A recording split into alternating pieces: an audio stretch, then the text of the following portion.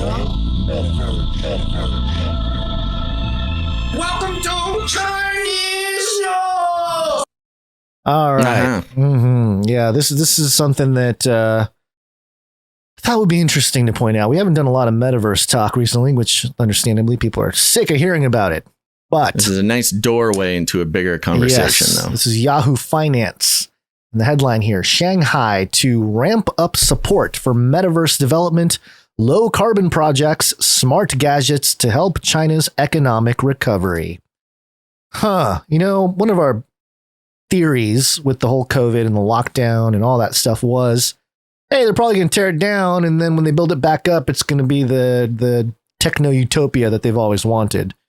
You know, and they're like, well, we don't know about that. But here we are, China doing it. Shanghai, the financial and commercial hub of China, plans to ramp up support for the metaverse and other tech-related industries as the country's most populous urban area answers Beijing's call to help lead the nation's post-pandemic economic recovery. This new initiative, which includes backing the development of low-carbon projects and smart terminal industries, is expected to build advantages for future development and become a starting point for accelerating economic recovery, according to a press conference held by Shanghai government officials on Friday. They said those three sectors combined are expected to be worth 1.5 trillion yuan, about $224 billion, by 2025. That is ridiculous. That is such... Oh, I guess it's yuan. Okay. It's still $224 billion is still a lot of money. That's a lot of money. Yeah. There's the metaverse is going to be worth $250 billion, they're saying. Yep. That is crazy. Okay. Yep. It then continues on here. Industries such as, this is a quote, industries such as metaverse and smart terminals are expected to constantly spur new businesses or business schemes and models. New business schemes. Yeah, probably a lot of scams. And head of Shanghai Economy and Information Technology Committee at the press conference said, that's Wu Jincheng, quote, these would give rise to killer applications and popular products, releasing huge market value. I'm sure they will be killer. It's killer. Killing our souls. It's going to kill people. Yeah. Right there. I thought there was a thing about robots in here. Hold on. Let me try to find that one spot and then we can move on. There we go. The city also plans to heavily invest in enterprises that manufacture various smart terminals, including VR headsets, smart home gadgets, robots, and smart vehicles, which are expected to boost the upstream supply chain, Wu said. It sounds like a Basel playground. It does sound like a blast. It's weird where you've got Western countries, the idea of economic recovery, say like for America. Yep. The simple idea of economic recovery, yeah. Yes, in America is like back to basics. Let's manufacture here. Let's grow our own food. Let's pump our own oil. Let's get back to commodities and back to basics with, protecting our own needs. Whereas China is like, you want economic recovery? No. Forget all that other stuff. We import all that stuff. Our recovery will be with the metaverse and robots, smart home gadgets. What is that? What is a smart home gadget? This is kind of what I'm talking about, man. With the way China is looking at this, is like they are not talking about getting back to basics and solidifying their ability to provide their own commodities. They want Taiwan to take all their semiconductors, and they want to use that to become sort of the futuristic tech center. And like globe. I said, my theory that even if they did, this puts the West in a very difficult position, because you maintain Taiwan, keep it away from China. And China doesn't have microchips, but that just incentivizes the CCP to start really rapidly speeding up the Chinese citizens' DNA storage system, where basically all the computing in China will be based off of the human biology of Chinese citizens as part of the social credit score, and also bio score probably. But then you give them you lose Taiwan to China, and they obviously have access to one of the biggest chip exporters. Well, they would need it. They would need it. You can't build robots and computers and gadgets without Taiwan's they can semiconductor. They can if you start using human DNA as semiconductors. Right. I hear you. Yeah. I know it's a joke and it's funny and whatever, but it's not a joke. Not a joke. It's not a joke. Not a joke. Serious as Joe Biden. Timeline needs some investigation, but it is not a joke. Yeah. Okay. So let's get this into the broader concept here. Yeah. So this metaverse being the sort of center of their economic growth of the future, ignoring the very corporeal, real, extant, important things like commodities and oil and food and things like that, ignoring all that, rather focusing on the metaverse for economic expansion. Now, this brings up a topic that we've mentioned before and actually have sort of theorized and postulated on years ago. But of course, now is becoming more mainstream, so we can talk about it and people won't think we're whack jobs. And this is the idea of the network state.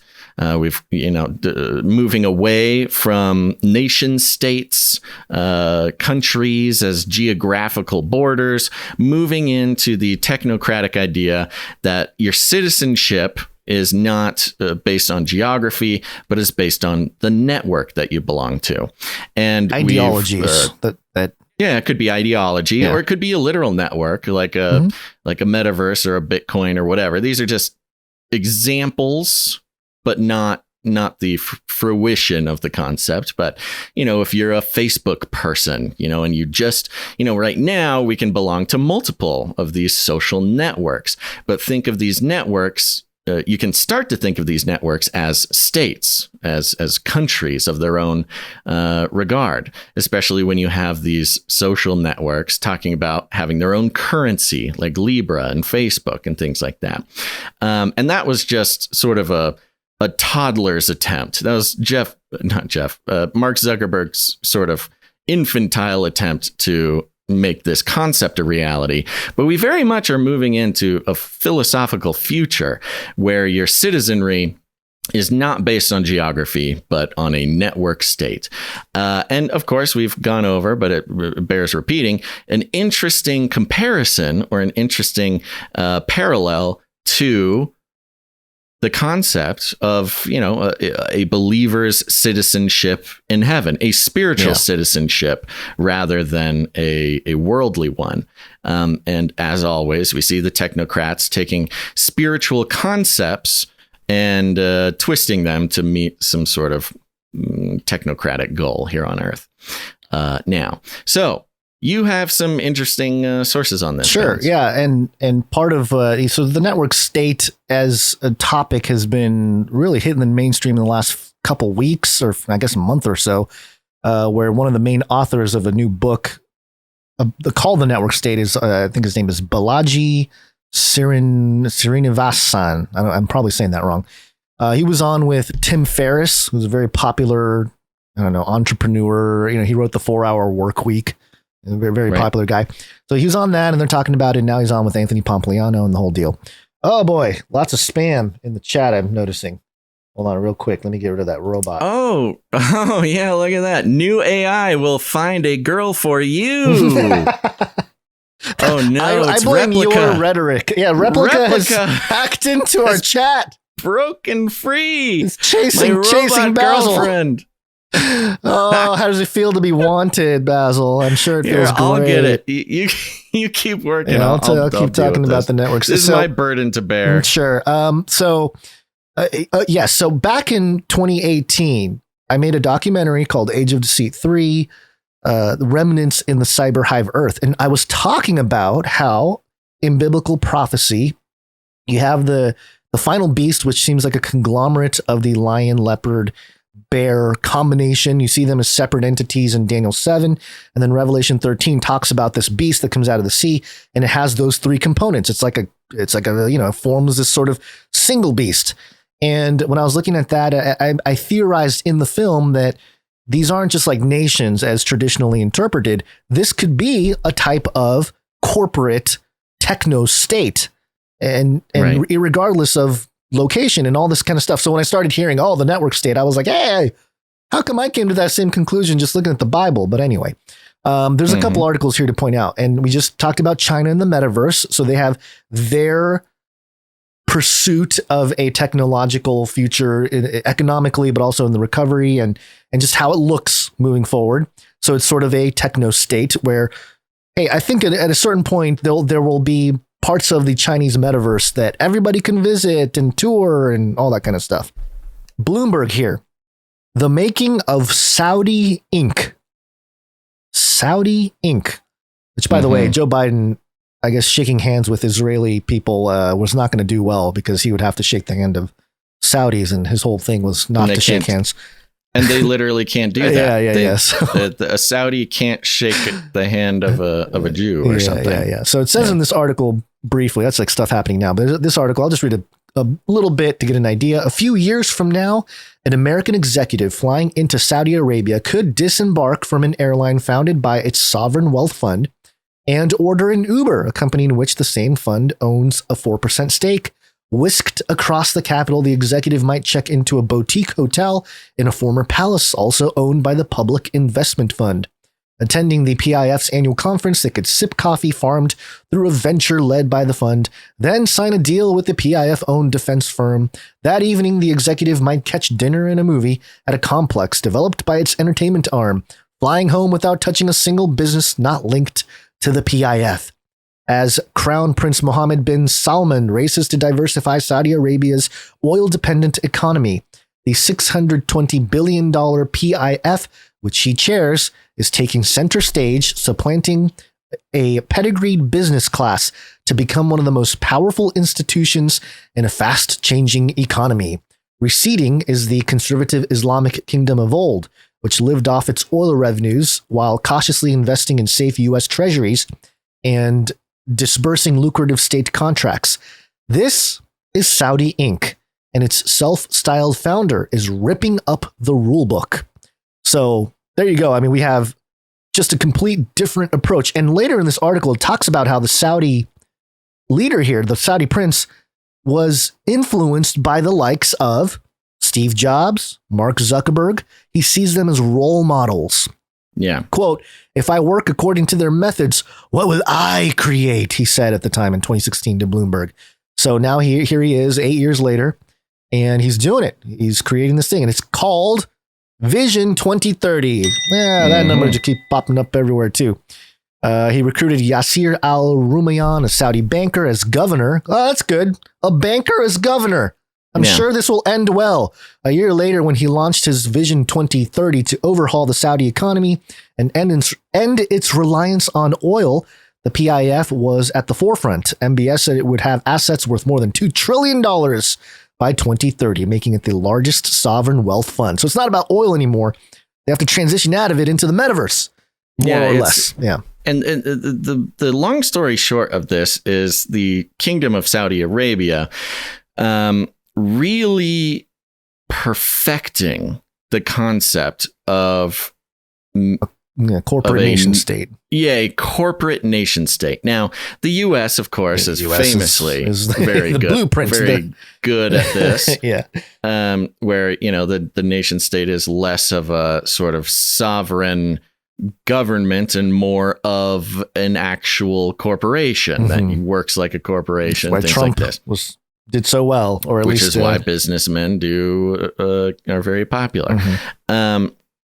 But the Kingdom of Saudi Arabia really nailed this in a very literal and more poignant way because they are much smaller. They are a kingdom. They are ruled by a royal family. It's not a democracy, or at least doesn't even pretend to be a democracy. And so they can do this fairly easily. Right. Notably, also, Saudi Arabia was basically created by the Bush family and has a lot of that influence there. So, is a creation. The Kingdom of Saudi Arabia is a creation of the U.S. It's a longer history there I could go into, but it's not relevant right now. So the fact that its sort of spiritual ancestry would be from the Bush family and the U.S. and basically the U.S. helping to create a corporation from which it could continually benefit from the oil on its geographical location while promising to be basically the bodyguard and the military of Saudi Arabia.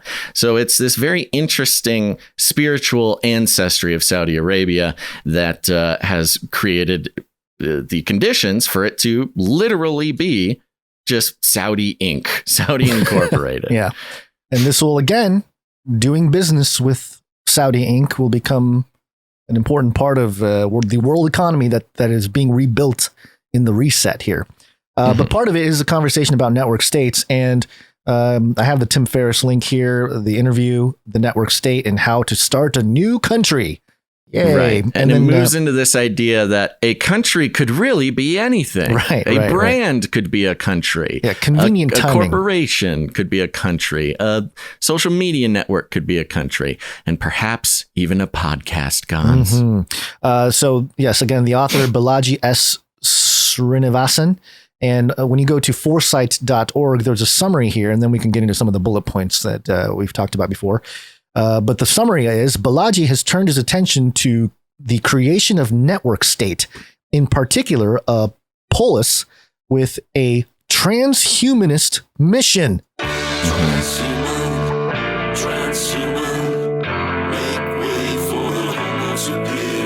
Says it right there. Yeah. Quote, which starts with a virtual university, bootstraps a digital economy, and can be forked to create new opt-in polities. Such cloud cities allow their members to collectively negotiate with existing jurisdictions and crowdfund territory in the real world. With the internet. Listen to that. I know. It's like the Canary Cry commune. That's I know. With the internet as main governance mechanism, most even those physical communities could be increasingly decentralized.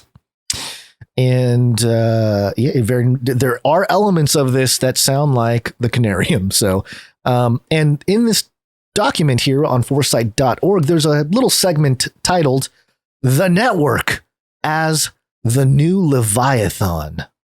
Yes. And this is the notes. This is the bullet points from a presentation that was given. And you can read the actual transcript, but these are the bullet points that are used in the like PowerPoint thing. Right.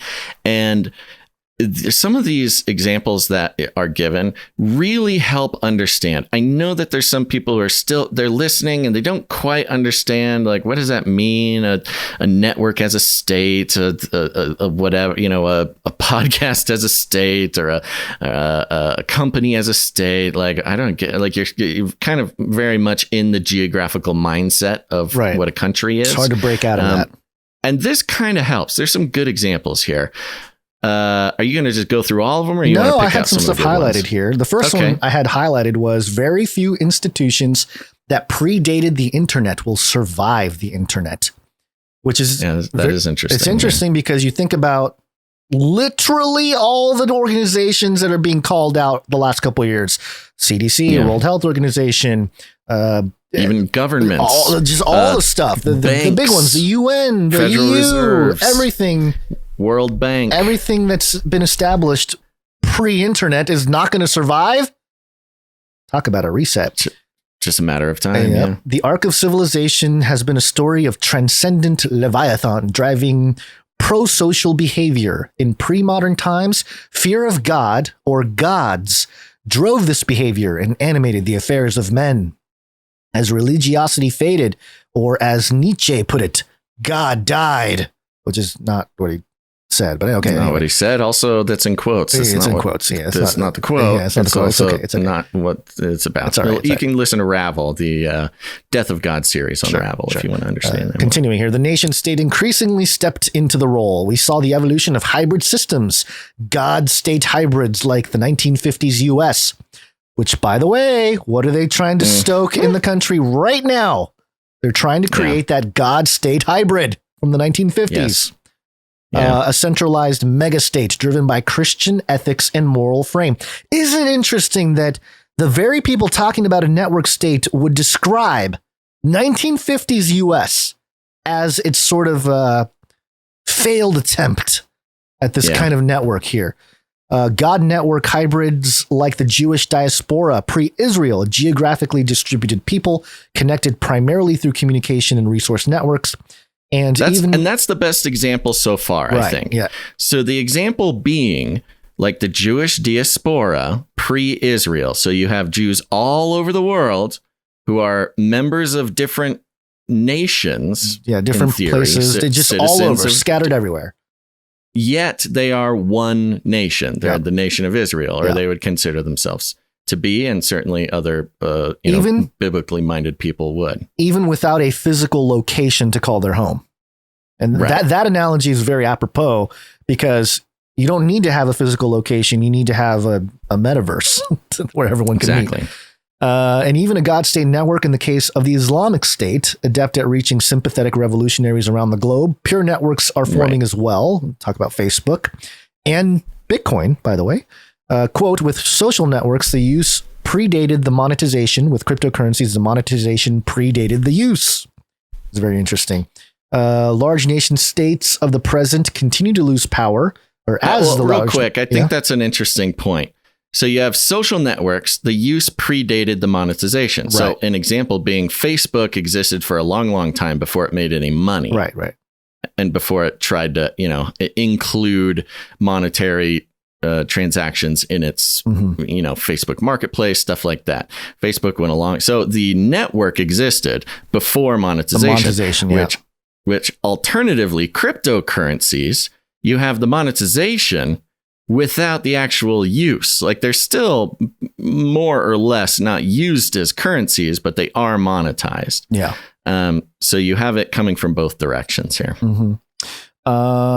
Let's see. There's a couple more things. Let's say, in short, while the God-fearing man does not steal due to the threat of eternal punishment, and the state-fearing man does not steal due to the threat of legal action, the networked man does not steal because the encrypted network won't let him. Mm-hmm. And this is the technocratic future that they want so badly. One of the things that blew me away, and I guess, you're doing this research and you're doing all this stuff and reading and certain themes pop up, and repeat itself. And one of the things that I have been focusing in on with Age of Deceit 4, like all the research and putting stuff together, is as long as it's been taking. One of the things, the big themes is encryption. It's been popping up over and over again in my research. The tentative subtitle of Age of Deceit 4, some exclusive info, is Eschaton Cipher and the Counterfeit Ledger of Life. So literally this conversation is tapping into the kind of thing that I'm looking at here, with encryption being a very important part of how man is ruled. Well, and that's a good point. Okay, encryption being an important part of how man is ruled. Now, he keeps talking about Leviathan, the new Leviathan. Are you aware? I get the feeling, and I'm trying to get into his presentation to confirm this, but from the context clues, it sounds like when he uses Leviathan, he is referring to William Blake. Are you aware? Yes, I think so. Yeah. It's not the biblical Leviathan. Yeah. Well, so directly. William Blake made these etchings and wrote about the Leviathan and the Behemoth. Yeah. And referring to the biblical Leviathan and Behemoth. Right. But in sort of a psychoanalytical term, he discussed the Leviathan and the Behemoth as different aspects of, the inner man. Mm-hmm. Everyone has a Leviathan and a Behemoth, very psychoanalyst-y, mid-century type of idea. And Leviathan, if I remember correctly, I'm going by memory here, folks. So if there's somebody who is more familiar than it with I am, I'm happy to be corrected. But if I remember correctly, the Leviathan represents the deep inner man, like the id, the dark proclivities inside of man, the uncontrollable beast that is the part of us that is capable of, things like crime or sin or the dark things. And it's, you mean sin? Is you talking about sin? Yes. He does mention sin. Yes, it's sin. It's this, but it's monstrous and it's deep and we can't control it, and etc. And so when he's talking about the network as the new Leviathan.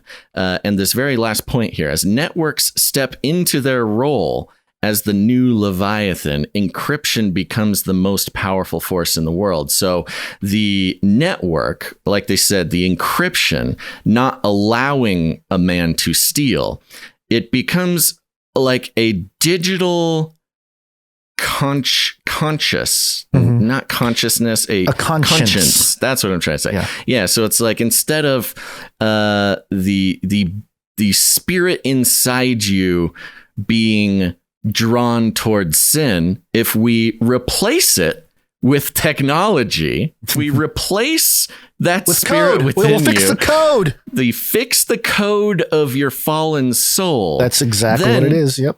It becomes the new Leviathan. No longer is humankind a slave to their sort of dark proclivities. If we just recode the soul with this new network state idea, then everybody will be nice and won't steal, because we will have taken control of their sinful nature. Yeah. It's an incredibly sort of heady philosophical idea that he is working with. But these are the types of thinkers and the types of concepts that are going into this sort of future of citizenship. Yeah. To land this, I'm throwing a little curveball, Basil, but I think it's apropos going into the break.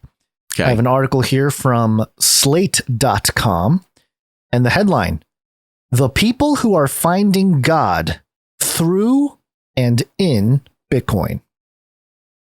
Oh, interesting. Tomer Strolite has never believed in God, but in 2013, he discovered Bitcoin. He was immediately fascinated. Quote, "The more I studied it, the more I realized that this is an incorruptible system," he says. Quote, "that this is a system that has justice built into it through math and truth." And the more Strolite, who is 52 years old, lives in Toronto, and now works as a Bitcoin educator, learned about Bitcoin, the more he became convinced that the world's first cryptocurrency, it was not the world's first crypto. Oh, anyway. Sorry. The more he became convinced that the world's first cryptocurrency was not solely the work of man, quote, "This is the genius of God," he said. And listen, folks, you and I have both been decently early investors of Bitcoin. We're not like huge early not 2013, but we've been looking at Bitcoin. We've loosely invested in it or whatever. We see the pros, the cons, but to just full out start saying like, "Hey, this code is just, this is God's code right here in Bitcoin." It's a little over the top. I understand where they're coming from. And I was actually thinking that this type of movement was inevitable. And I won't read the whole story. Oh, yeah, no, we've talked about it for years. Actually, on Twitter, there's a gentleman, I haven't fully connected with him, but we've DM'd a couple times. He wrote a book. I think it's called like Bitcoin and God or something like that. Bitcoin and the Bible.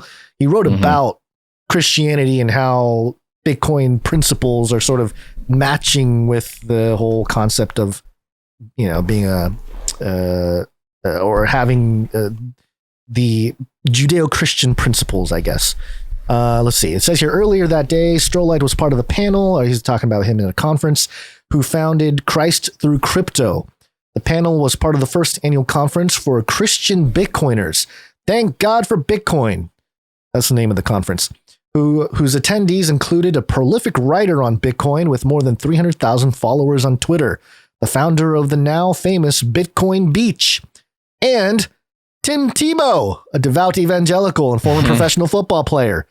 Authors of the book Thank God for Bitcoin organized a conference. So yeah, you got Tim Tebow there. You got Bitcoin Beach. Love it. You have The Christian Case for Bitcoin, another book.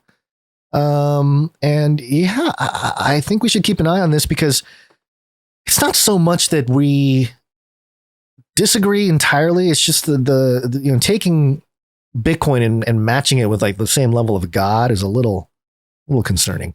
Well, again, it's sort of a product of getting just a little bit heady about the concept. Well, let me I'll just read this little sentence, or I guess paragraph, and then we'll be done. Go into the break. They're quoting a guy named Melder. Melder also believes Bitcoin has, quote, all the trappings of religion, something a number of other commentators have argued. There is a prophet, Satoshi Nakamoto. the still anonymous founder of Bitcoin.